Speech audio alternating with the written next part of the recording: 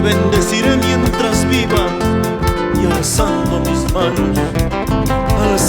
mis manos, te invocaré, oh Dios de mi salvación.